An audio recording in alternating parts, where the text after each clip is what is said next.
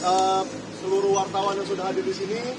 Kita hari ini sangat berbahagia ya bahwa barang yang kita nantikan, barang yang kita sudah minta selama berbulan-bulan, bahkan dengan lelah, keluar waktu, tenaga, dan segala macam, kita minta ke Komisi Informasi, akhirnya hari ini dibuka, yaitu ijazah yang digunakan Joko Widodo untuk mencalonkan diri jadi presiden di tahun 2014 dan 2019. 2014 yang bawah, 2019 yang atas. Nah, ini mengkonfirmasi temuan-temuan yang saya dapatkan dari sumber lainnya. Namun ternyata ada yang salah di sini. Jadi di sini agak berbeda dari sumber-sumber yang saya dapatkan mengenai ijazah yang digunakan 2014. Tetapi itu nanti akan kita investigasi lebih lanjut dan akan kita umumkan hasilnya begitu saya temukan. Nah, untuk Pak Bonatua saya ucapkan selamat bahwa penelitiannya telah membuahkan sebuah hasil ya. Dan nanti akan dibukukan ya Pak Bonatua. Ya.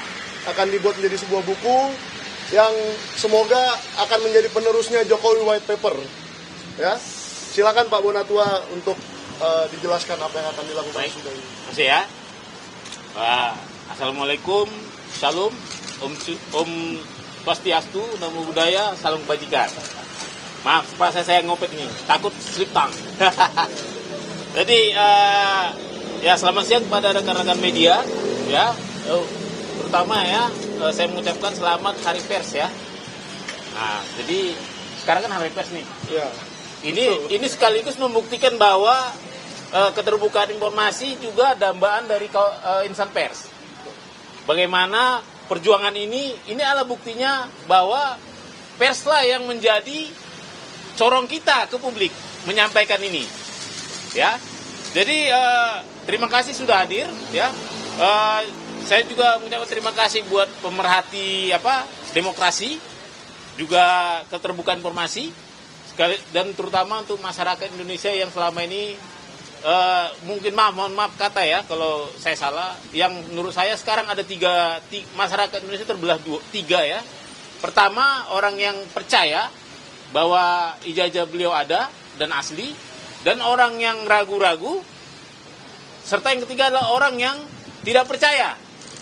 Nah, selama ini kita dijebak pada situasi sudah ranah keyakinan, bukan ranah ilmiah. Nah, dengan adanya ini ya, pada inti kita mencoba menawarkan suatu pendekatan baru, yaitu pendekatan fakta empiris. Karena saya peneliti, inilah hasil fakta empiris itu. Jadi saya harap masyarakat yang terbelah, yang tadi tiga itu, kembali ke jadi masyarakat ilmiah yang mari melihat ini semua sebagai alat sah untuk diteliti. Ya, ini tentunya sama-sama kita tahu bahwa proses ini kita mulai sejak 3 Agustus yang lalu dengan proses yang panjang dari awal permintaan informasi, lalu KPU mengeluarkan keputusan 731 untuk mengatakan bahwa informasi saya ditolak karena melanggar keputusan KPU 731. Setelah itu publik marah. Setelah publik marah, DPR juga ikut marah, Komisi 2 ikut memanggil mereka. Lalu setelah itu saya juga mengirimkan keberatan, dan keberatan saya itu dijawab dengan dicabutnya keputusan 731 dan disertai dengan diserahkan juga yang 2 ini, tapi ya dengan 9 item yang disembunyikan. Ya.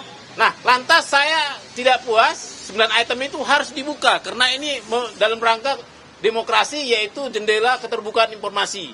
Akhirnya saya sidang sengketakan di Komisi Informasi Publik dan sampai 6 kali sidang ya sejak November ya. Akhirnya keputusan KIP mengatakan bahwa saya menang. Permintaan saya membuka 9 item diterima. Setelah itu KPU dikasih kesempatan untuk banding ke petun. Dan itu yang ternyata KPU cukup bijak, tidak mau menggunakan uang rakyat untuk melawan rakyat. Ya, dengan kata lain, terima kasih KPU ya.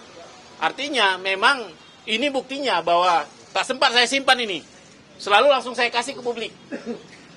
Nah, dengan begitu ya, mengapa inti acara kita ini adalah menerima salinan resmi fotokopi ijazah, ya ini saya fotokopi ijazah terlegalisir berwarna tanpa sensor.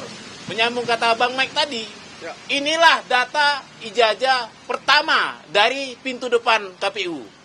Meskipun saya tahu, saya teliti banyak ijazah yang dari pintu belakang yang beredar ya. Nah, ini nanti akan kita teliti, tujuannya peneliti, mohon kita dibantu ya Pak publik. Isu ijazah ini kan sudah memecah kita jadi 3 kubu tadi. Nanti mari kita di medsos, di mana-mana kasih data yang benar. Ya.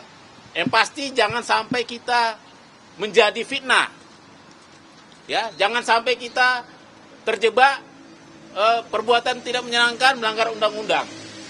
Kita ini bisa jadi peneliti dengan apa? Dengan data yang benar. Inilah data yang benar. Ini resmi dari KPU lembaga negara. Meskipun kalian harus ingat bahwa ini memang benar data sekunder, tapi ini belum teruji secara klarifikasi maupun autentikasi. Artinya ini masih asumsi. Jadi mari kita meneliti dengan bijak. Artinya kalaupun nanti ini kita temukan benar atau salah, kita masih butuh yang namanya yang fisiknya, sumber fisik dari fotokopi ini. Ya. Jadi dari sini ya saya catat kita ini bisa, ini ada kelebihan dan kekurangannya dari fisik asli fotokopinya. Yang pasti yang kita minta ini kan fotokopi terlegalisir 5 tahun, 5 periode, 2005, 2010, 2012, 2014, 2019. Yang ini baru 2. Nah, yang mengikuti sepanjang zaman itu adalah legalisir ini. Ini selalu identik membawa jejak-jejak administrasi. Ya, bagaimana ini keluarnya nggak sembarangan. Ini pasti ada sebuah proses administrasi di baliknya. Itu bisa kita mintakan juga ke UGM. Dimulai dari siapa yang meminta, siapa yang melegesnya, siapa yang pihak KPU yang memverifikasi administrasi. Ya, itu bisa bisa jadi verifikasi validasi dokumen 5 dokumen tadi. Berikutnya kesamaannya ini dengan yang sumber fotokopinya. Saya bilang sumber fotokopi ya, saya belum berani bilang itu asli ya. Sumber fotokopinya, katakanlah asumsinya itu asli ya, adalah semogalah informasi ini. Ya. Jadi bayangkan bahwa dulu ada alih media, informasi ini alih media dari yang aslinya, katakan aslinya, analognya, ke fotokopi. Artinya 100% informasi ini sudah pindah. Misalnya nama, logo, foto, tanggal lahir, ya kan, tanda tangan, ini sudah 100% pindah alih media dan 100% bisa dipertanggungjawabkan jika ada yang ingin menelitinya. Misalnya tanda tangan itu bisa teliti mungkin nanti netizen ada yang ahli tanda tangan. Yang punya kebetulan dulu meleges pas di tanggal ini. Kan bisa dicek, ini tanda tangannya gimana? Seperti Bang Mike tadi juga, ini kan agak beda posisinya, kok geser ya kan? Nah ini juga agak geser ini dengan data-data yang pernah ada. Nah itu juga nanti akan bisa kita teliti, ya. Dan juga misalnya ada foto, ya, foto juga kita bisa teliti, tapi khusus untuk foto dan materai, ini hati-hati, karena apa? Foto dan ini tidak mengandung warna, ya, walaupun katanya ini foto hitam putih, tapi mungkin kalau foto aslinya agak beda juga, nggak harus hitam putih sekali, tapi materai juga itu kan berwarna. Meskipun bisa kita lakukan analisis tapi terbatas, ya, tetap terbatas misalnya bentuknya, ya, dan seperti misalnya juga yang kita tidak bisa, kekurangan kita adalah kita tidak bisa uji dokumen fisik, uji forensik, ya. Kita tidak bisa uji usia kertas, kita tidak bisa uji usia tinta, ya. Kita tidak tahu ukuran aslinya, ini kan 4 ya. Tapi kita tidak tahu ukuran aslinya bagaimana. Itu perlu diingat. Jangan pernah kita meneliti ke wilayah itu memakai sampel ini, supaya jangan terjadi fitnah. Saya juga tidak suka kalau nanti beliau jadi dipitnah. Memang benar kita publik, tapi tentu kita juga harus punya batas, ya. Mana yang namanya meneliti dokumen publik, mana namanya melewati batas privasi. Nah, untuk itu, ya, sebagai orang yang punya tanggung jawab moral, ya, saya memutuskan membagikan ini di media sosial saya. Ya, bisa dicek di media sosial saya. Artinya kalau kalian mau meneliti, jangan pakai teliti yang dibikin orang lain. Takut saya nanti karena ada kebencian, tiba-tiba foto dirubah jadi apa gitu kan. Tanda tangan dirubah jadi apa sehingga kawan-kawan terjebak pada fitnah. Karena meneliti sampel yang tidak sekunder. Ini kan sekunder ya. Seperti itu. Jadi nanti silakan, mungkin nanti malam saya akan upload ini. Nah, mari kita berdiskusi seluruh Indonesia. Kita jadikan ini diskursus publik. Semua kita dari sini mari berbicara dengan gaya peneliti. Tapi jangan sembarangan tuduh. Seperti itu. Dan yang terakhir nih, saya mungkin harus mengucapkan terima kasih buat Bapak Prabowo ya, yang tetap menjaga iklim demokrasi. Kita tahu KPU ini kita ibaratkan adalah rumah demokrasi kita. Dan kita juga berterima kasih kepada KIP yang menjaga selalu supaya pintu KPU, pintu keterbukaan informasi KPU terbuka. Dan saya juga meskipun kita perjuangan panjang, saya juga berterima kasih ke KPU. Ya meskipun tadi sempat menolak permintaan informasi saya, sempat mengeluarkan peraturan 731, melakukan uji konsekuensi, sempat kita bersidang susah payah, sempat juga saling bantah-membantah, tapi itu sudah close, kita selesaikan permasalahan kita lanjut ke permasalahan bangsa yang lebih besar, yaitu bagaimana keterbukaan informasi selanjutnya.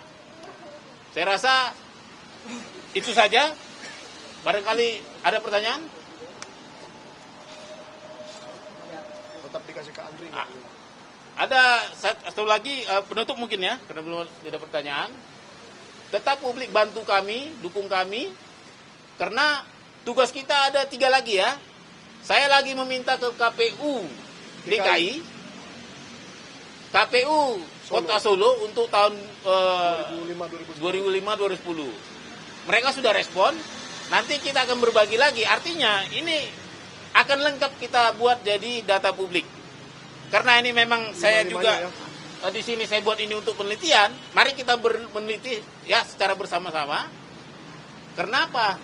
Publik punya hak untuk meneliti informasi publik. Ini bukan barang yang kita takutin untuk diteliti. Kenapa? Hak publik sudah dinikmati pejabat publik. Sudah sepatutnya kita publik juga mengganggu haknya. Seperti itu. Saya rasa itu aja. Ada mau tambahin Bang Mai? Ya, saya tambahin sedikit ya Pak Bona, supaya kita tidak lupa bahwa ijazah-ijazah ini sudah seharusnya diberikan kepada Arsip Nasional Republik Indonesia untuk diautentikasi, supaya publik percaya bahwa ini asli. Dibawalah oleh Pak Jokowi ijazah aslinya, dan KPU membawa ijazah 2 ini, dan dibawa ke Arsip Nasional supaya diautentikasi menjadi asli. Karena identik itu menurut saya tidak ada gunanya. Nah, yang kedua, tolong KPU Solo dan KPU DKI Jakarta, sudahlah, kita sudahi saja sidang itu. KPU RI saja sudah memberikan, ada apa lagi yang bermasalah di sini? Berarti ini adalah data publik dan harus diberikan. Yang ketiga, jangan salah, ada 1 orang lagi yang masih dipermasalahkan ijazahnya atau surat keterangannya. Kalau ini diberikan, maka Gibran Rakabuming Raka juga harus memberikan hal yang sama.